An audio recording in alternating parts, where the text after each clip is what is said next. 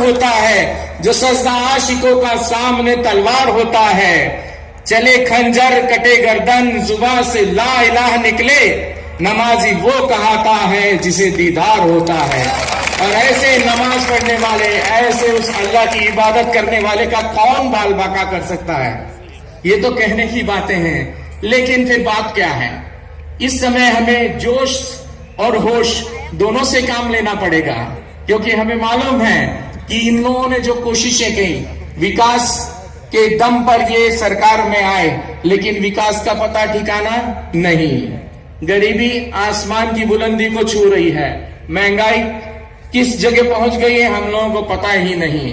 GST flop, नोटबंदी flop, GDP गिर गया है, और बहुत सी परेशानियां हैं जो आम लोगों को नजर नहीं आती है। अब उन सब चीजों को छुपाने के लिए नए नए मुद्दे, नई नई चीजों में हमें भटकाया जा रहा है। तो ऐसे समय में हमें इस बात का ख्याल रखना चाहिए कि ये जो कोशिशें हैं इसको समझा जाए। जोश से भी काम लेना है और होश से भी काम लेना है, और किसी को परेशान करना इतना आसान काम नहीं है। मेरे साथ, मैं 6 सालों से जमीयत के साथ जुड़ा हुआ हूं। मेरे साथ मेरे मित्र नीचे खड़े हैं, देखिए मौलाना असलम कासमी, ऐसे ईमान के पक्के लोग। एक छोटा सा किस्सा बताता हूं मैं इनका ही, मौलाना असलम कासमी जी का। हम लोग भीड़ से लौट के आ रहे थे, तो सुबह 5 बजे के वक्त हमारी ट्रेन यहाँ दादर स्टेशन पर आई। तो हम तो साधु लोग हैं, आप जानते ही हैं कि रेलवे वालों के दामाद होते हैं हम लोग, बिना टिकट ही चलते हैं पूरा हिंदुस्तान। तो हम जब रेलवे स्टेशन पर आए तो हमने अब आगे चल रहे थे लोकल ट्रेन पकड़ने के लिए, तो पीछे पीछे हमारे मौलाना असलम भी थे। फिर अचानक देखा तो मौलाना असलम गायब हो गए।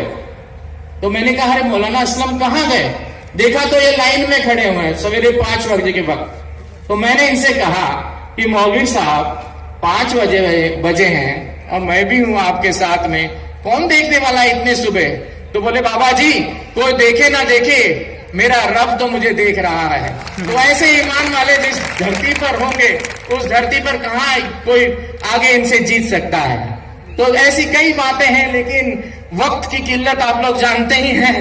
तो एक छोटी सी आखिरी बात मैं मौलाना असलम के साथ ही बोलकर यहां से निकलना चाहूंगा। 1 मिनट के लिए मैं मौलवी साहब को बुलाऊंगा, सिर्फ 1 मिनट के लिए। हलीमुल्लाह साहब से मैं रिक्वेस्ट कर,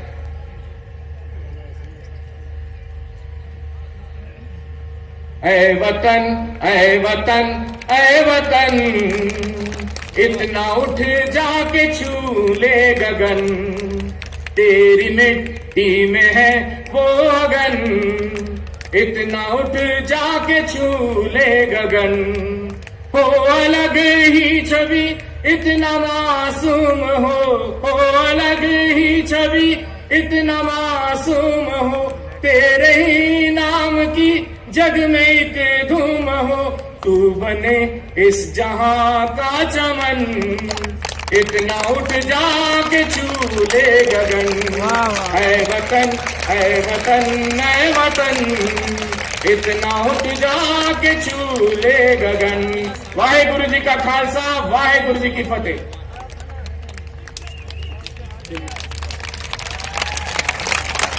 भाई इतनी खामोशी भी अच्छी नहीं।